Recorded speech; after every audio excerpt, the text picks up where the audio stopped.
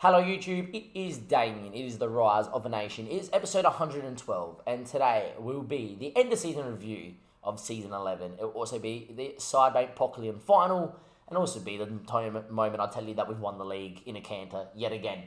It's also a time where I tell you we've changed system, and it's a system that I quite like in terms of watching in the match engine when it works, and it's a system that I think if we played it for 3 years, where we might have a little bit of hurt in the Champions League because we haven't learnt how to attack in it properly, and it's a system that, in past football managers, I've struggled to score a lot of goals in, but we've seen moments of scoring goals in this run of games that we've used it, that if we just gave it its time over the next couple of years, we'll probably develop into a really good football club, and in terms of European football clubs. At home and away, we've got a system that is going to be really good defensively, but also create attacking outlet going forward. You are going to see that system today in this final. If we did lose the AGF, I would put it down to the fact we're still learning this new system. It's nothing crazy. It's a 4-3-3, but I'll walk you through it before we get into this game.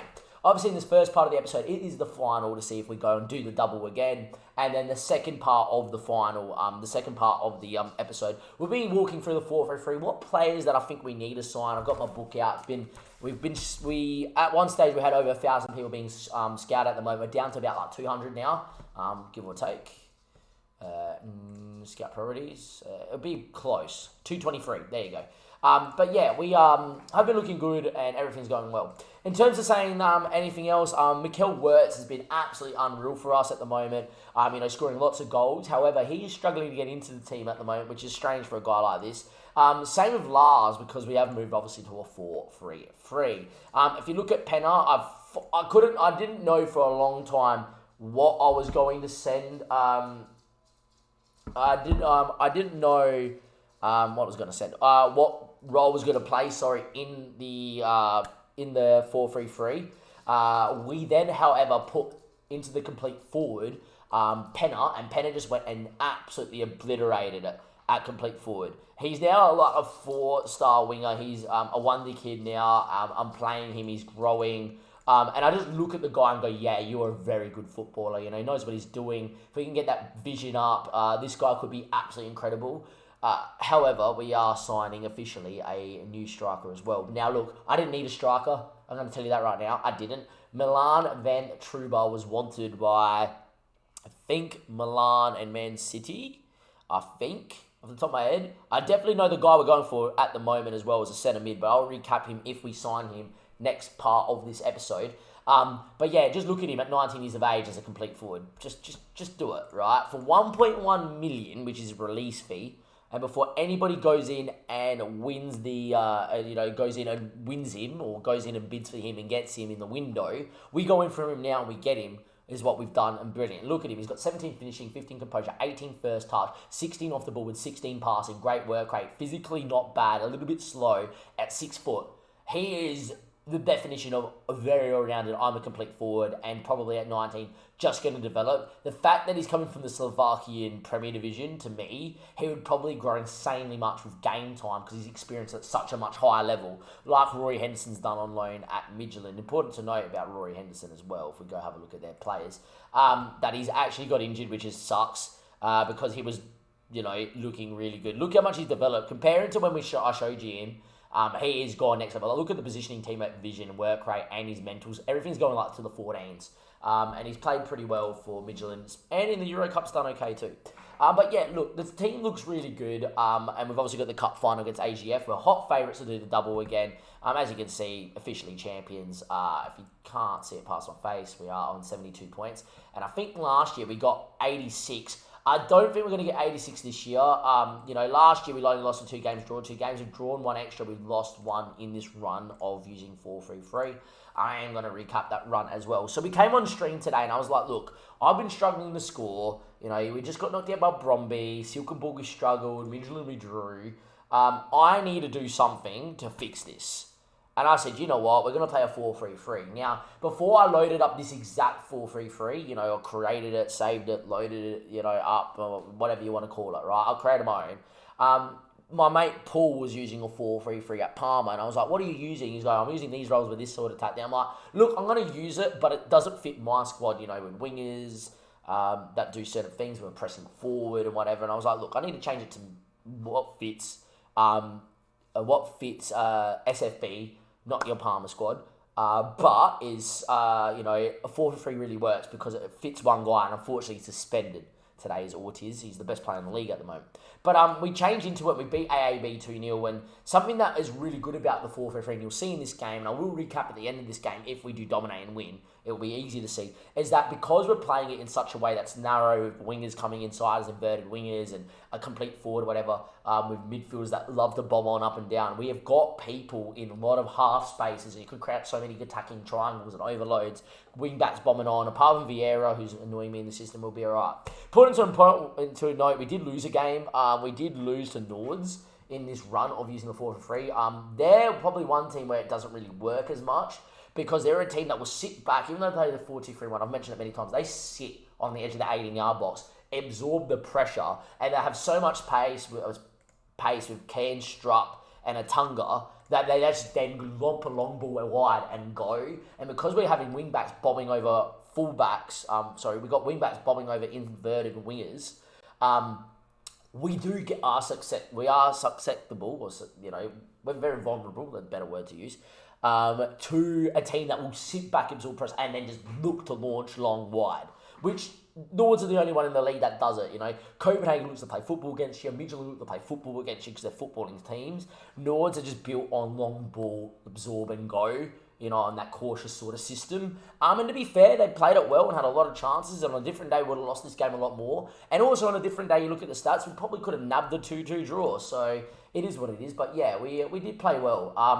But look, since then we also had a 0-0 draw to OB, and this was the turning point for me to say, you know what, we have to give this system time. We dominated them. We had 14 shots, 11 on target, and I kid you not, even though the possession wasn't there, all they did was keep the ball, and it had nothing on them. They'll just give it back to Munizaga or the centre-backs, and then said, go again, and we'll try to repel. To be fair, right, I look back at this game, and I think we took 25-30 minutes on stream. Back me up here, Berger. Back me up, please, Curtis. We took a while. AJ, I don't think you're in chat by this stage then. It was too early for you. You've been on stream for about nearly 6.5 hours now for this cup final to come round. We look back at this, and we had chances, and God knows how many chances we had from in and around the box. I might be able to show you here quickly. This is part of the season review, by the way, is that we've changed the system. This is what the system looks like. I know we have a cup final to get to, but I don't mind showing this before the cup final, because if it doesn't work in the cup final, you'll be like, Damien, why are you doing it?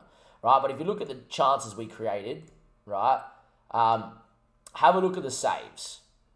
These are the chances we're creating, and, granted, I think there's 3 long throws, 2 corners in that, right?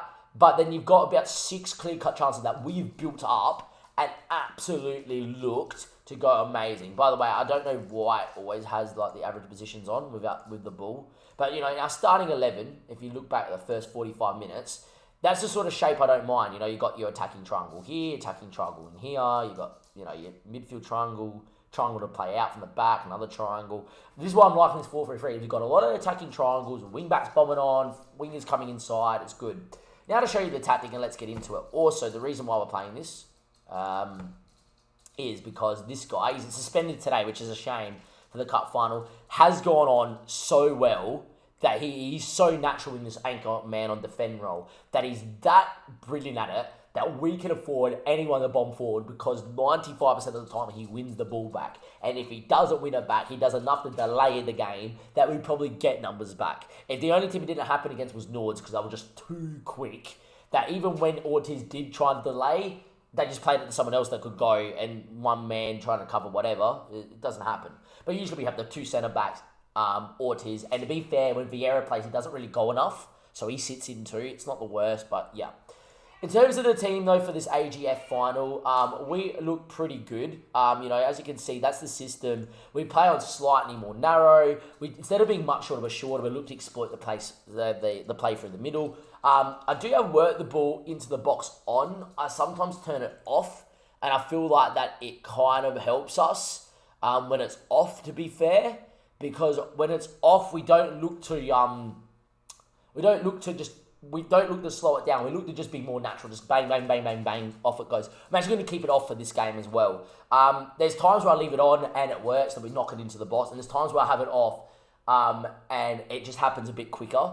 When you have it on, the play will get to about here. And what I find in this 4-3-3 at times is that we will purposely slow the ball down, looking to find the killer pass into the box, where really we could have had Jefferson drop the shoulder, beat the man, whip it in, goal, or, Fran beat your man inside, hit it, but instead he then looks for a killer pass to Penna or Bress or whatever, and it just doesn't happen. But we look pretty good in this system, and that's the thing, we exploit the spaces, we're pretty expressive, we take some shorter kicks to the keeper, as you would imagine. You standard stuff. If anything, I put our line on standard. I find when it's high, we get hit on the break more. On standard, it stops us getting hit on the break as much.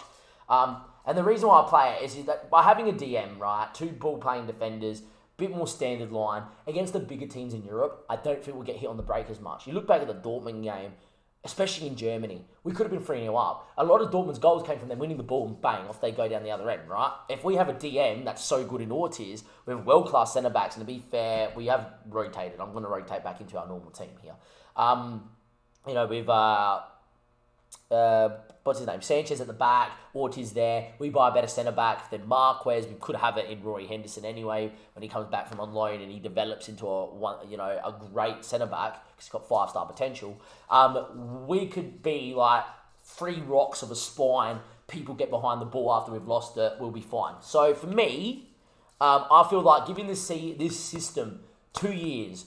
2 years in the league, we're probably going to win the league in it, right? We've seen moments where we've gone and blitzed teams, like AAB, we've blitzed. In the last game we just played, we won 4-2, and their 2 goals were really lucky. We've blitzed Copenhagen, where they scored 1 on the break. We've blitzed Brøndby. Copenhagen again, Midtjylland we've blitzed. When we put it all together, we look amazing in this 4-3-3 is what I'm trying to say. And in terms of the team, we do need to rotate back in. Important to note, Lewis Ives has been developing unbelievable. Just had his 18th birthday. But there's a moment that we have to savour, boys, before we do anything else, before I forget. The shoe is retiring at the end of the year. It is sad. I don't want him to retire, but at 32, he wants to retire. I don't think he wants to become a coach as well.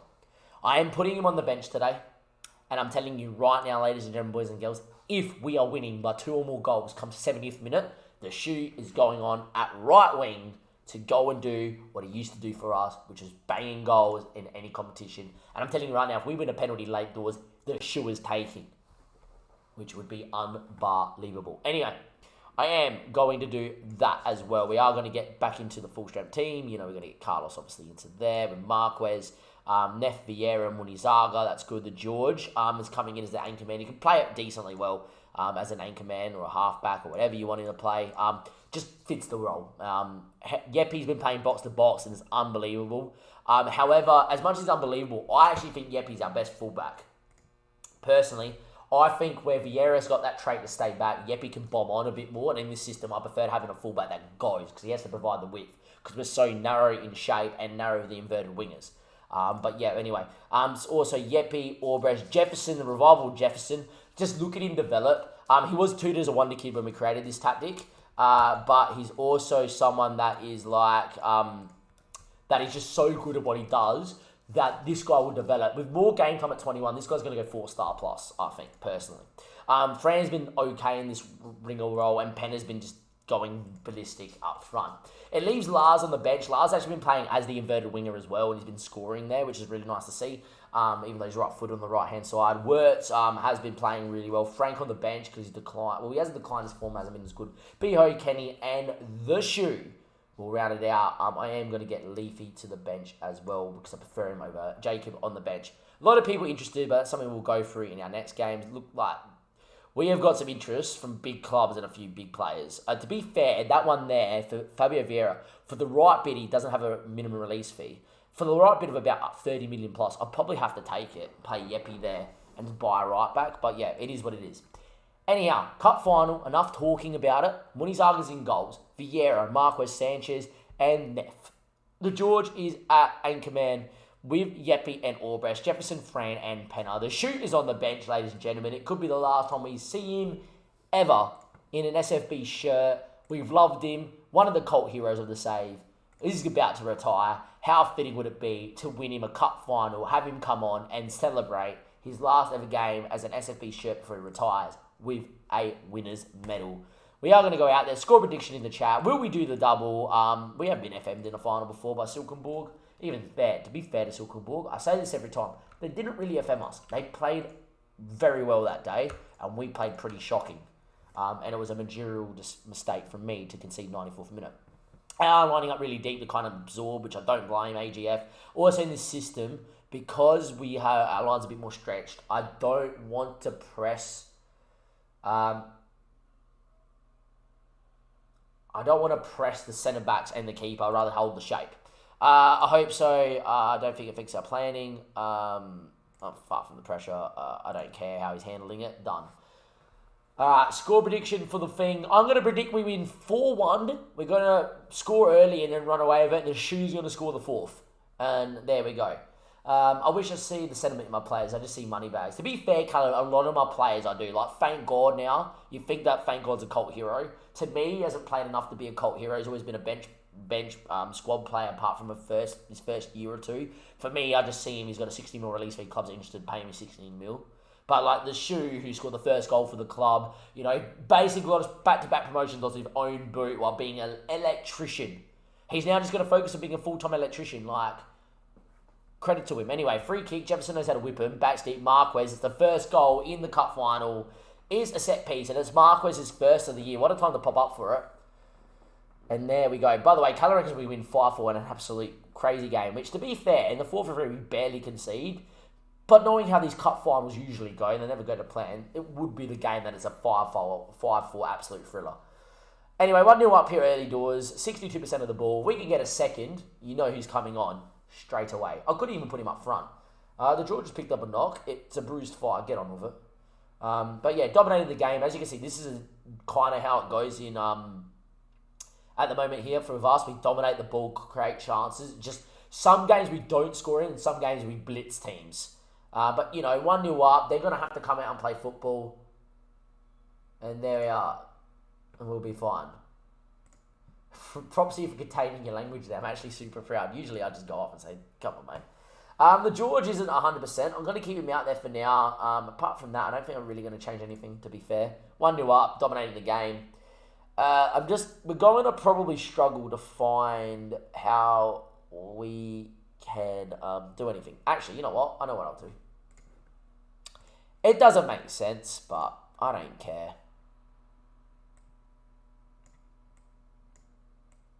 Doesn't make sense, but I don't really care. Box the box, advanced playmaker. The George is off. The Shoe is on. Get him up there. Like that. The Shoe is coming on up top at 1-0 in the cup final. Why not? If I lose a cup final because I brought the Shoe on, I don't care. Please score. Where is he? The Shoe! Oh, I thought it fell to him. In the end, it's Perez for 2-0. I honestly thought the Shoe just nearly buried it on the cup final. I'm actually a little gutted. I reckon we've just purposely not taken a short corner to try and pick the Shoe out. I reckon Yeppy's just tried to pick out his mate here. And it's just fallen the friend for 2-0. Before I forget, if there's a penalty, right, I know he can't take him. I don't care. The Shoe, right, is taking it. I do not care. If there's a penalty, the Shoe is taking. Oh, that would have been the best. That would have been unbelievable. 2-0 to the good. There you go. I was about to say they had a shot, but never mind. I'm going to bring Lars in for Penner, I think. And to be fair, I know this seems weird, but Works played as an advanced playmaker last game out, played well. Get him in for a cup final, why not? We're 2-0 up. We shouldn't lose from here. We're the best team in Denmark. We shouldn't lose. Anyway, 80 minutes played. Can we get the Shoe a goal? Or is it going to just peter out? Well, they might score too. Green's chipped one. They really should have scored then if it wasn't offside. Fair enough. Set, but here we go. Come on. Where's the Shoe? I know you've only got 12 pace. Running behind, and there we are. Works. That's a dangerous ball, but he's picked him out. Fran now. Make a run, please, Lars. Keep going, Lars. Fran getting on the run here. Still going. Still going. Gets tackled. We probably should bring Frank on, to be fair. Yeppy now. Kitzer. The Shoe. Oh, my God. He's done it. He's done it. He's the GOAT. It's the shoe. He's the GOAT. He's my favourite. They're my two favourites of the same just combined. He's actually done it. He actually did it in his last ever game for SFB. Yep, he's absolutely thumped it at goal, and the shoes read it and just got there.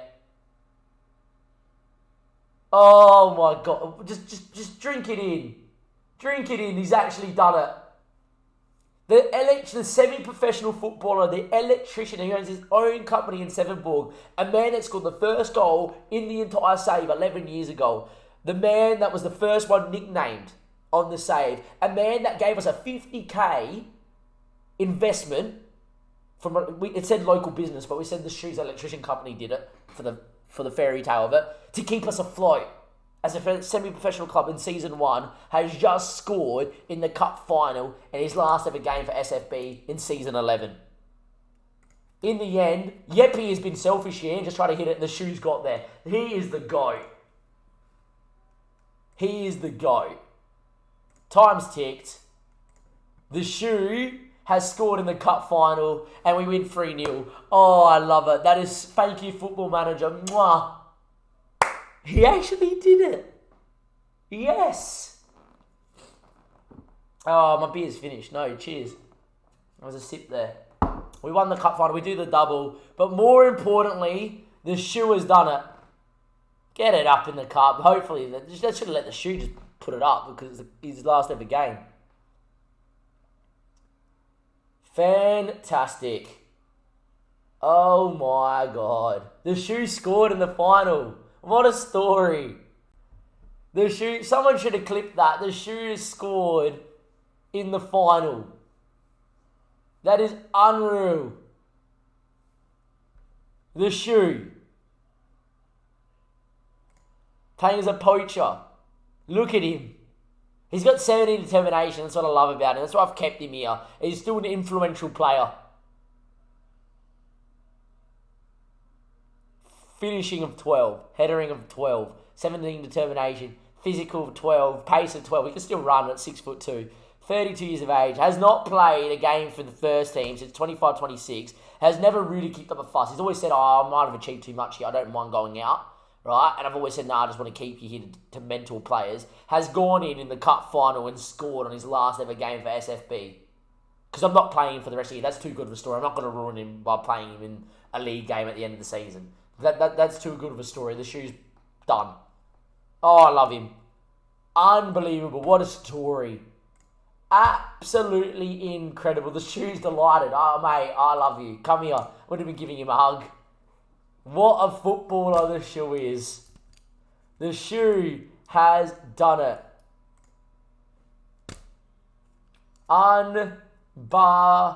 Unbelievable. Another sideback pocket and the George is injured. I don't care. Work's played alright for 15 minutes. Great. I don't care. Where is he? We're going to end this part of the episode with this.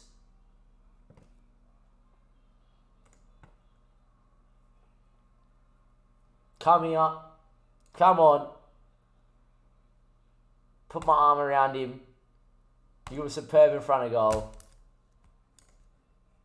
I love it. I'm almost tempted to say that that's the end of the episode. I am. Episode 112 is dedicated to one man. And it's this man. Where is he? Come here. Come back on screen. 2. Magnus Shoe Jorgensen. The Shoe. A man that's been here from the start for 11 seasons and still the only man from our inaugural squad has just scored in his final ever game for SFB in a cup final. I tell you what, I know this is meant to be the end of the season review. I don't care. Sometimes the story is too good. Episode 112 is for one man and one man only. The Shoe. Take a bow. This is your story, your episode. And that is your life at SFB. What a man. The electrician from Sevenborg. I'll see you next time, YouTube. We do the double, and the shoe played a part in it. Like, subscribe. See you next time. Thank you, and goodbye.